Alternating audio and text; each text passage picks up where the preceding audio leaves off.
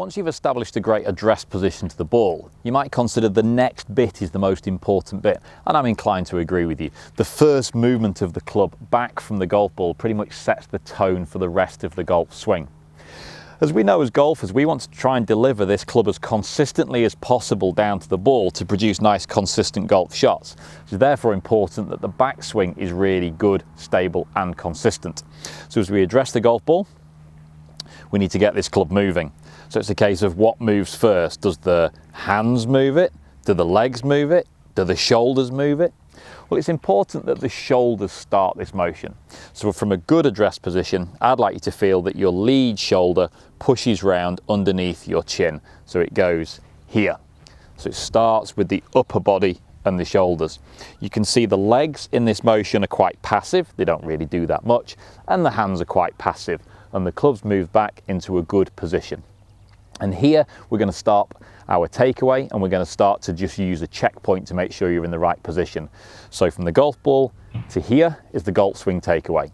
And in this position, I can look back into where the camera would be and hopefully the club head is effectively covering my hands. So the camera can't really see much of my hands. If the club was here, you can see my hands. If the club was here, you could see my hands. And both of these positions, I suggest, would be incorrect. I'd like to see the club go into this position. So when the shaft is horizontal to the ground, the club face pretty much blocks the view from that camera. Now, if that was a mirror or a patio door, that might be something you can practice at home. Swing the club back, make sure it's horizontal to the ground, and the club head covers my hands. One further checkpoint here, just to make this a little bit more detailed, is to also check the position of the club face.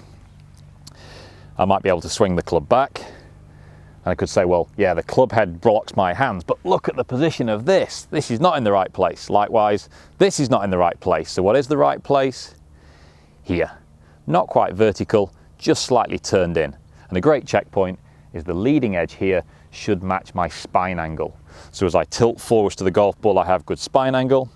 As I bring the club back, I make sure the club head sits parallel to my spine angle, covering my hands in the rear view. And actually you can also check that the shaft points at my intended target line. So if it was swinging what I would class as inside the line, the shaft doesn't point at my target line and the camera can see my hands too much. Outside the target line, shaft doesn't point at target, and again the camera can see my hands. Open face, closed face. So you can see lots of different things could happen in that very early part of the takeaway. If I don't get that right, I'm going to struggle in the rest of my swing. Quick look from the front on now. Good address position and shoulder rotation. The lead shoulder pushes round under the chin as I start to take the club away. It isn't flicked away with the hands, it's not excessively done with the legs, so use a mirror where I've got my camera, turn and have a little look, make sure it's dominated by the shoulder and the club gets into the right position. And if we put all that together, the takeaway should start to go into a nice flowing golf swing, on line, to produce good, straight, high-flying golf shots. Get your takeaway right, it sets you up nicely for the rest of your golf swing.